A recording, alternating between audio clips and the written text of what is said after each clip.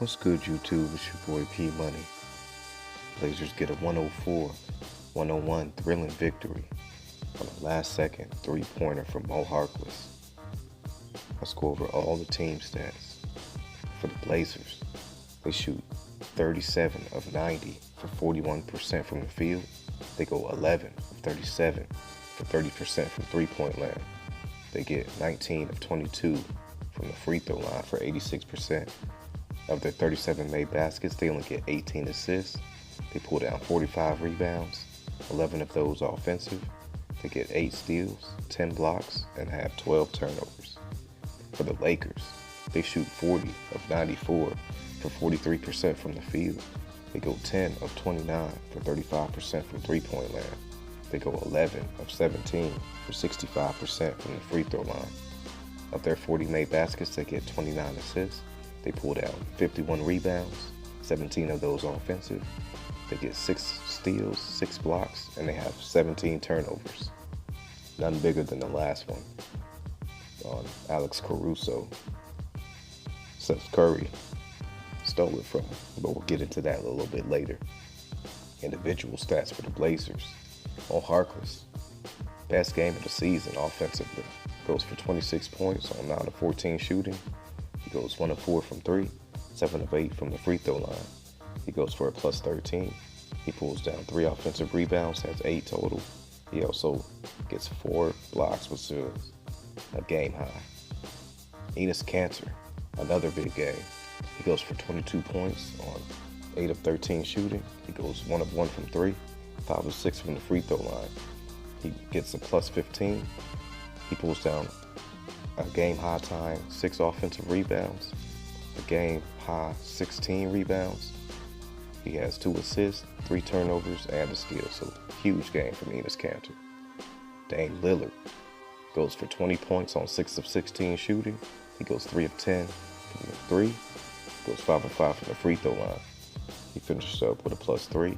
He pulled down an offensive rebound, had 4 total, dished out 8 assists, had 3 turnovers, had 3 steals and a block. And that block was huge down the stretch. And Dame hit some key baskets down the stretch as well. So general salute to Dame. CJ McCollum, he finished up with 11 points on 5 of 13 shooting. He goes 1 of 6 from 3, 0 of 1 from the free throw line.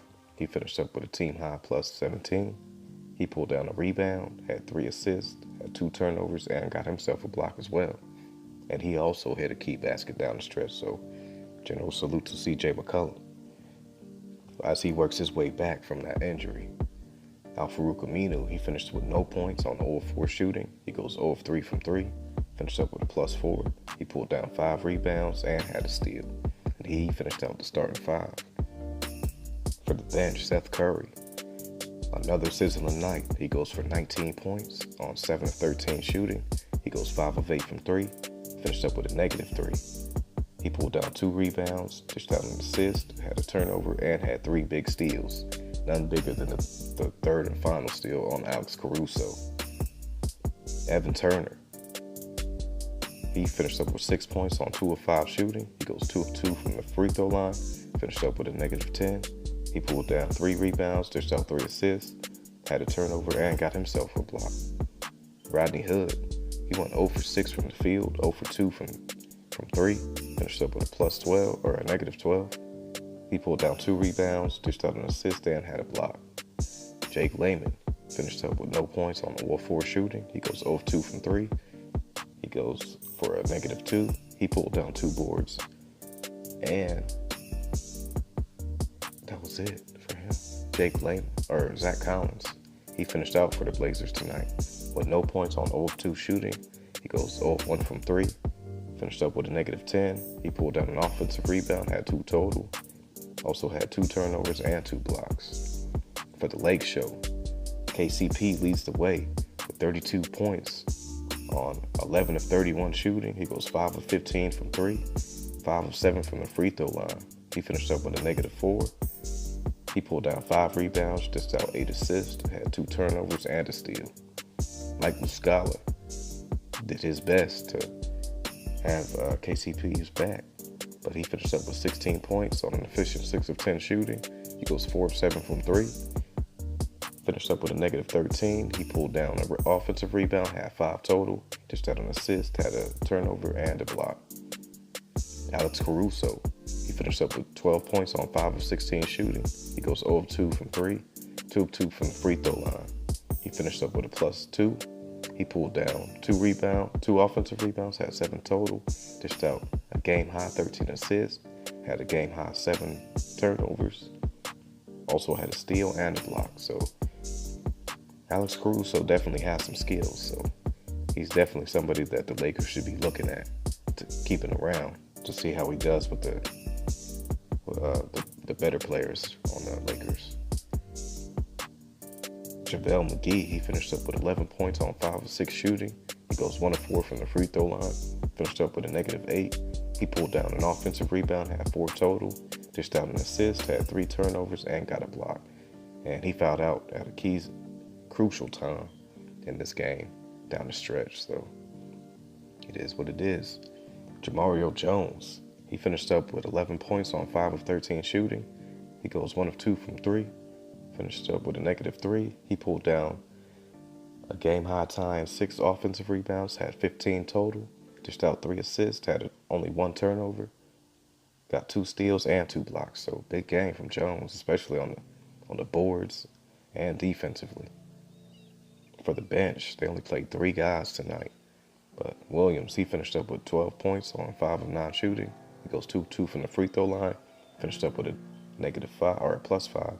He pulled down 5 offensive rebounds, had 10 total, dished out 3 assists, had 2 turnovers and 2 steals. And then Wagner, he finished up with 7 points on 3 of 8 shooting. He goes 0 of 3 from 3, 1 of 2 from the free throw line. He finished up with a +11. He pulled down an offensive rebound, had 4 total, and had a turnover. And Banga, he finished out for the Lakers with 0 points. He went 0 of 1. Finished up with a -5. He pulled down an offensive rebound and also had a block. For game notes, Mo Harkless scored 26 points, which was a season high, and hit that big game-winning 3-pointer with 3 seconds left. It was pretty much a buzzer-beating 3-pointer, where the sequence went where Seth Curry, or the Lakers, had the ball, and they put it in Alex Caruso's hands, and he tried to do a crossover, and Seth Curry read the play correctly and stole the ball from him. Pushed the ball up court to Dame. Dame passed the ball over to CJ. CJ passed the ball over to Mo, which was a no-look pass, and Harkless just banged in the 3-pointer like it was nothing. So, and that was his one and only 3-pointer of the game, and it was nothing but net. So, general salute to Mo Harkless. Definitely having a big boy game. Enes Kanter mostly did all of his damage in that first quarter. He went for 15 in that first quarter, but he finished up with 22 points, had 16 rebounds. The man is just doing his thing in the absence of Nurkic. So, general salute to Enes Kanter. KCP, he gets 32 points, but he has to take 31 shots tonight to get those 31 points. So, while the 32 points seems like a high number, to take 31 shots to get that's not great. Alex Caruso has a crucial turnover, like I was saying, with about 17 seconds left in the game. And Seth Curry, like I said, he read the play right, got that steal, had that pass up to Dame, Dame passed to CJ. CJ hit a no-look to Mo, and Mo hit that corner 3. Also, like I was saying, JaVale McGee fouled out at a bad time for the Lakers. They definitely could have used his defensive presence in that last sequence. Game was back and forth all night. So it was just a game of runs where the Blazers would go up 6 or 7, and then the Lakers would go on like a little 9-2 run to tie the game or take the lead. So it was just one of those type of games. Jamario Jones leads the Lake Show with 15 rebounds tonight. That is insane. And I saw a stat for him, his last game in his first start. he had 16 rebounds, so he's doing what he can to stay with the club. And general salute to him. With the win, Blazers get a winning record on the road of 21-20. Now, that might not seem great, but for the Blazers, that's a very good sign for them. That just means that they played very consistent on the road this year. Seth Curry's 19 points were huge, where it was pretty much a game where Harkless and Kanter had it, but no one else really had it tonight, except for Curry. So, and he also hit 5 big threes, so general salute to Seth Curry. And he's been playing very well the last 15 to 20 games, so I like where he's at. I like how he's playing defense on guys. It's going to be tough to beat these guys in the playoffs. So CJ has a three-pointer wiped away on a bad offensive foul call where Alex Caruso's closing out and CJ's already in the shooting motion, and CJ's elbow happens to hit Caruso in the face because he kind of closes out kind of weird in the play. And replay showed it because they were watching the replay, and even the Lakers play. Like, I know the Lakers fans, they ain't gonna say like, oh yeah, that was definitely not a foul, but they know that wasn't a foul. As far as the playoffs go, Warriors locked up that #1 seed tonight. So it's looking like they'll be going up against the Clippers.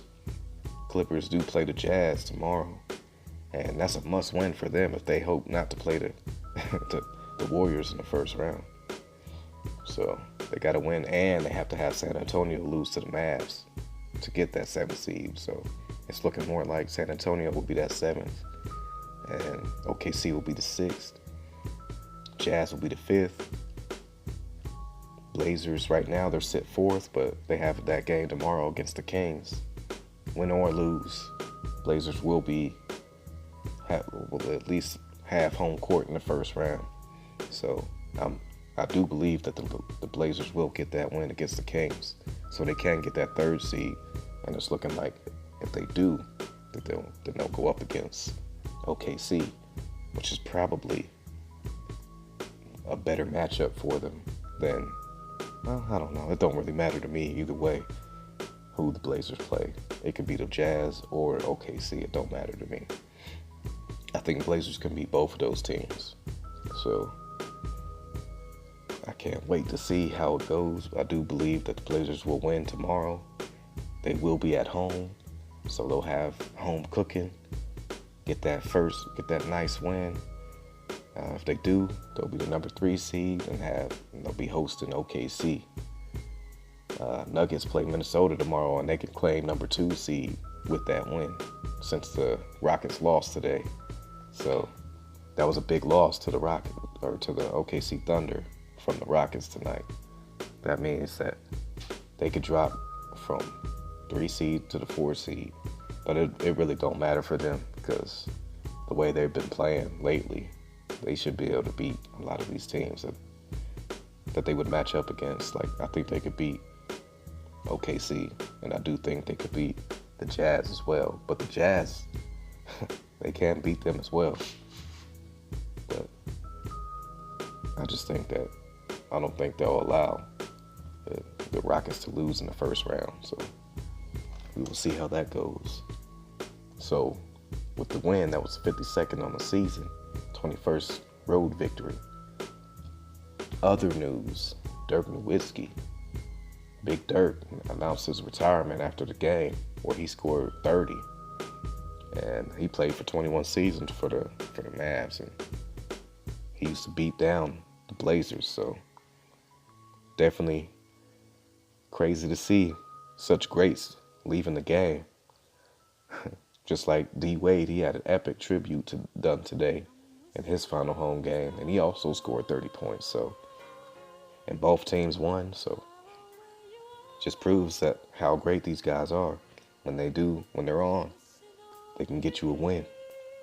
Jamal Crawford becomes the oldest player in NBA history to drop 50 points in a game today. He's at 39 years, 20 days, and he just beat out Michael Jordan, who was at 38 38 and 315 days or something like that.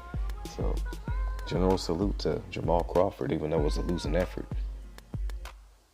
Looks like he still has a lot left in the tank. So if he wants to, he can keep playing. And hopefully he does. If he wants to, it would be nice to see him go out on a winning team. But I mean, as long as he likes playing the game still, it is what it is. So for the East playoff matchups, it's looking like the Bucks versus the Pistons. It goes Toronto versus the Magic, Philly versus Brooklyn, and then Boston versus Indy. And I think that's an excellent matchup for Boston in the first round because Indy's wounded. Like, they play well together. They play hard, but I just don't see them being able to beat Boston with Kyrie and the guys. Philly, Joel Embiid's going to kill them guys. So that's pretty much, I say Brooklyn could probably win 2 of those games. So that would be a 6-game series. Toronto versus the Magic. Magic have been playing well late, but Toronto just has too much firepower in my opinion. But I think the Magic can steal 1 or 2 against that, so that's looking like more like a 6-game series as well. I think Boston versus Indy, that'll be a 5-game. And then the Bucks versus the Pistons. Bucks might be able to steal 1, or Pistons might be able to steal 1, so that might be a 4 to 5 game series right there. So I look forward to seeing how these playoffs match up, or how these playoffs go, East and West. It's going to be some good games both ways. So I'm definitely going to be tuned in to all of these playoff matchups because it's just how you have to be, because you never know. The Bucks are saying, everybody's saying the Bucks, but Toronto definitely has the talent to win or to go all the way to the finals. So does Toronto. So does Philly. So does Boston. So that's why we play the games, to see who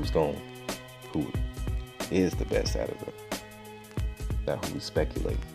But this is your boy P Money. Make sure you guys like, comment, share, and subscribe. Shouts out to the entire LDBC. Shouts out to all my subscribers. I appreciate each and every one of y'all. And I'm off this.